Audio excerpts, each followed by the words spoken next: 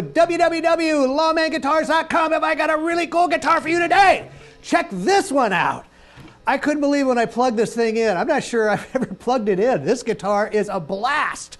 This is a 1954 Supro El Capitan. Now, what in the world is a Supro El Capitan? Well, it's basically a great big old jazz box. It's an Archtop, which of course it has a carved spruce top. Absolutely beautiful. It's got the one Supro Valco made pickup, and this is the one that has the individual pole pieces. They use this in like the Ozarks and a lot of the really cool Supros and Nationals that they built back in the 50s and 60s. Awesome, awesome pickup. And to make it even cooler, they hung everything off this pick guard. There's nothing for holes in this thing. You could actually take this whole assembly off and you got an Archtop again. It's absolutely fantastic. And I got to tell you, what a guitar.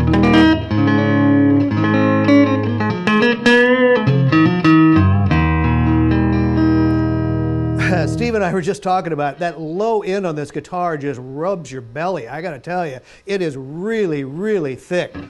So anyway, 1954. How do I know this is 1954? Well, if you look on the back of the headstock, it has an X30474, which if you look up the National Guitar Dating website, it'll tell you exactly. It's a 1954, which makes this guitar 2 years younger than Lawman Mike. This is a really old guitar, and I got to tell you, it is very, very cool. Now, back in the 50s, of course, they put a little more beef into the necks of these guitars than they did when they started playing them and making them in the 1960s. This one is not an exception. I love the feel of this. A lot of the necks on the 50s guitars are thick but wide. This one is, it's just right. I mean, the hand fits over it and it absolutely feels fantastic. It has the depth that you want, but not too much width.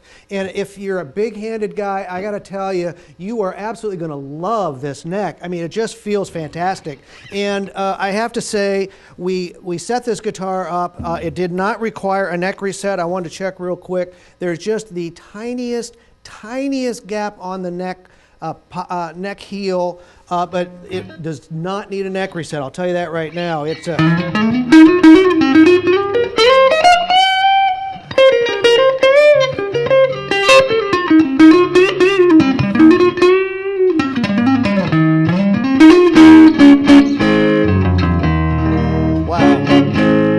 I mean, this guitar plays really fast up and down the neck.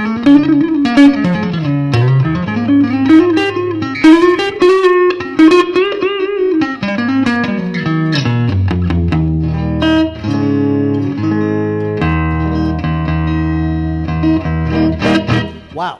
Now, let's talk about this body. The body on this guitar, like I told you earlier, is a carved spruce top.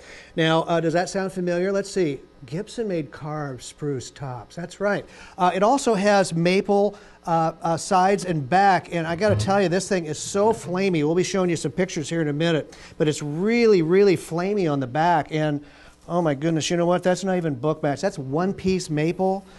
You know what? There's several websites that talk about these bodies on these Supro guitars, and there's rumors that Gibson made them for them. And looking at this, I mean, it looks very Gibson-ish. I can't tell you that it was made by Gibson, but I would not be surprised to know that it was. I mean, the workmanship is marvelous. The woods are beautiful. The craftsmanship is just extraordinary. The F-holes are, of course, bound. The body is bound. The neck is bound.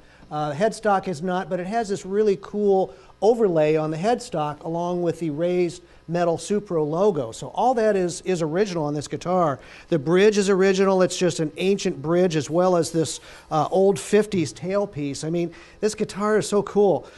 I'm sorry, I'm gushing. Anyway, the knobs are from National Guitars. I mean, I see these on lap steels, and those are original. The pick guard is original. Even, you know what, those pots are original. I can see them from underneath here, and the tone cap appears to be one of those big giant bumblebees. So everything underneath the hood looks like it's original also.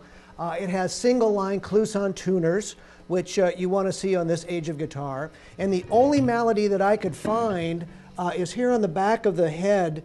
There must have been a hanger or something that someone had screwed into here. I didn't fill it. I didn't want to mess with it. I just want to point it out that there's two little holes here that could be very easily filled. It wouldn't take much to do. I didn't want to do it. I just would rather point it out. And probably someone stuck a hanger or something on there to hang their guitar up. So that is the only thing that I can see on this guitar that would be a malady. There's some hand rub places on the side of the neck from either a capo or the guy just played it to death up on the top frets. Now let's talk about these frets. You would assume that the frets had been replaced, but I have to say these look like great big old 50s frets that just really haven't been played that much, which is kind of surprising. I'm very surprised by that. But I will stand and say that it looks like these frets are original, and there is tons of life left in these. So you're going to get a guitar that for most of us, you will be able to play it the rest of your life and not have to worry about frets. Like I said, the neck angle is beautiful. It plays just great, and it's very, very loud. I actually turned it down a little bit. There we go. But it's very musical.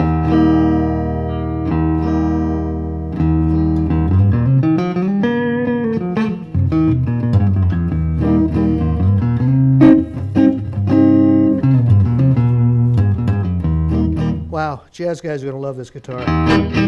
So anyway, you want to play jump blues, you want to play jazz, you want to play rockabilly, you want to play rock, you want to play country, you want to play jazz, you want to play anything, this guitar is going to do it for you. It is just such a cool guitar. Found it right here in Des Moines, Iowa, and I was really, really happy to score this guitar because I think it's fantastic, and I'm sure some customer of mine is going to go, whoa, Lawman, I got to have that guitar. So, you know, that's really cool that I've got the guitar, but you know what, I've also got the original case for it. You know me, I've got to have the original cases or I don't buy them. This is a really cool case. It's got the lizard-looking faux lizard or alligator stitching on. It's actually in beautiful, beautiful shape. It's got the original handle. You can tell this is 50s from how it's attached. If you looked at many cases as I have, you would know why I know this is 50s. But the 60s handles were more firmly attached in here. The 50s handles were loosely attached with these little rings. And then before that, they had leather handles in the 40s. So this is a 50s case. I know that. All the latches are here. The inside is in very good shape. Oh, wow, that's cool. I've even got the accessory box in this one.